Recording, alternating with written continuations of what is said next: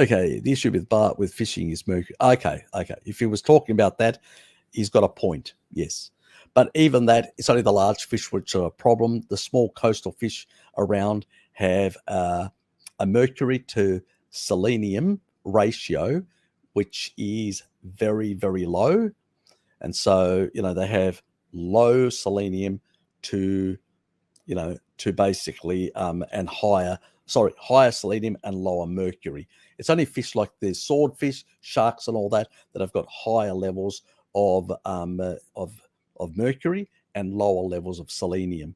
They're a problem if you eat them too much to detox. And selenium in the form of selenide actually chelates and removes mercury from the body. So, and more taurine also can, via the bile duct, can actually have it removed that way as well. So it's a non-issue for coastal fish, which are smaller and have way more selenium and very little mercury. So it's a non-issue. But the larger fish, yes, there can be a problem. And if he's talking about mercury, it is definitely a problem if you eat the wrong type of fish. And the majority of people nowadays do have, like in New Zealand, they have a lot of fish and chips. And most of the fish comes from sharks, and they tend to be much higher in mercury than selenium, and that can be a problem if you're eating it every day. That I'd have to agree with him completely, because that's what the majority of people, what are the majority of people eating? That's where the problem lies. They're not eating some of the other fish, like cod and other fish like that are much lower in mercury and higher in selenium. So people just are eating the wrong type of fish, and that, yes, could be a problem, especially when people sort of gravitate to those type of fish far more because that's what commercially is pushed on them.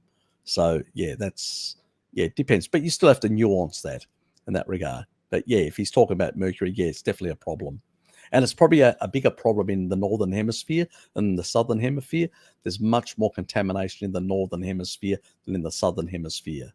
So and most of the studies that actually show the mercury to selenium levels are all done in the northern hemisphere around the US and places like that, which basically means in the southern hemisphere, some of these fish will have even lower levels than what I indicated if you do a Google search, Harry Sopanos mercury, I do a whole list of all the fish and the mercury to selenium ratio to actually indicate which are safe fish, which are not, and the amount that should be in the fish and how many milligrams, about I think 50 odd.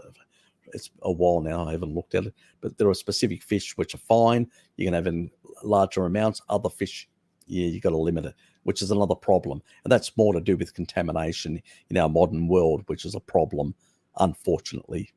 And there's also the other issue of microplastics, which is another problem. But they do tend to accumulate in the guts of the animal. So if you remove the guts, there's less of a problem with microplastics, but still it is a problem. Which means that you can no longer really eat the organ meats and the guts and stuff like that of the fish, as in particular, like now obviously the microplastics in things like sardines is going to be much lower, really low, but you are eating the whole animal. So you will get, if they're from northern hemisphere, you may get some level of microplastics. So it's become more of a problem than what it used to be. And, so it's not only mercury, it's also microplastics. Yeah, it's not what it used to be, unfortunately.